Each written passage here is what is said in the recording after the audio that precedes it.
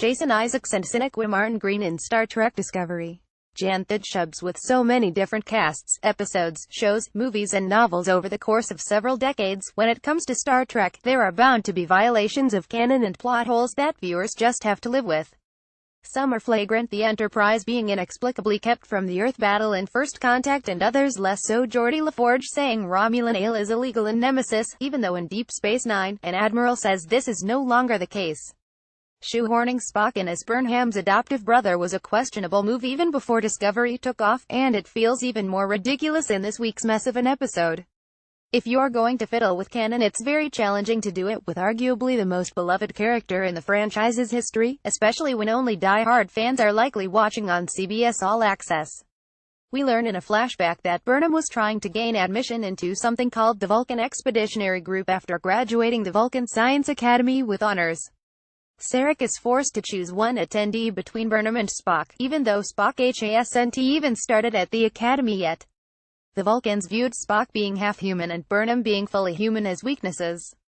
Sarek chose Spock, leaving aside the fact that this made Vulcans seem needlessly xenophobic and that it was also illogical to make Sarek choose between the two. Given Burnham's exquisite qualifications at the Academy, how can the creators explain the fact that this never come up in any other Trek series? The notion that Spock and Sarek would keep this under wraps in numerous appearances throughout multiple movies and series defies belief. Clearly, Spock and Burnham's fates were very much intertwined with each other, or at least, that's what Discovery would have you believe. In Final Frontier, it was revealed that Spock had a secret sibling, Sabak. This was a creative choice that was almost universally panned by both fans and critics. That move didn't work then. And it doesn't work now. Again, some plot holes you can live with. This one is more of a plot grater. Star Trek V The Final Frontier. Spock reflects on Sabak. Video by These Are the Voyages. Also, this version of Sarek, played by James Frain, is very invested in Burnham.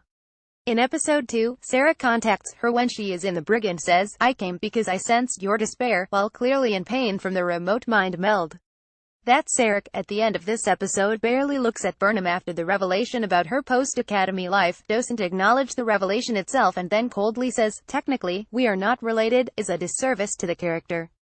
It's likely that the show is setting up a Sarek who is ashamed, which seems out of character for both he and Vulcans.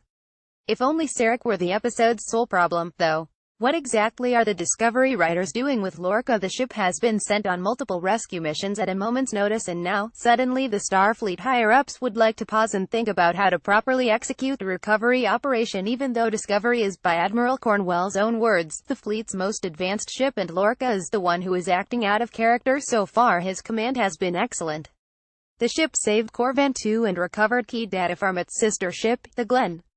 Cornwell is so concerned with Lorca's behavior that she flies out to personally tell him so, because wait, why exactly using Burnham on a rescue mission? Cornwell already knew Burnham was assisting the Discovery crew. She barely put up a fight on this in a previous episode. For her to suddenly be upset about the use of a convicted mutineer doesn't make any sense, especially given that we haven't really seen the Discovery be anything but a benefit to Starfleet. And to show how seriously concerned she is with Lorca's leadership ability, Cornwell gets romantic with him. Frankly, I'm now more concerned about her leadership skills than his. What worked? 1. Rewatching last week's episode. Okay, just kidding. I had to think of something. How about 1B? The potential romance between Ash Tyler and Burnham. If for nothing else, it lets Sonequa MartinGreen operate in a mode other than sad Burnham. Point 2. Tilly's wit when Burnham discounts the importance of personality in advancing in Starfleet. Tilly responds mid-jog, "That's just something people with no personalities say," which made me chuckle. What didn't work? 1.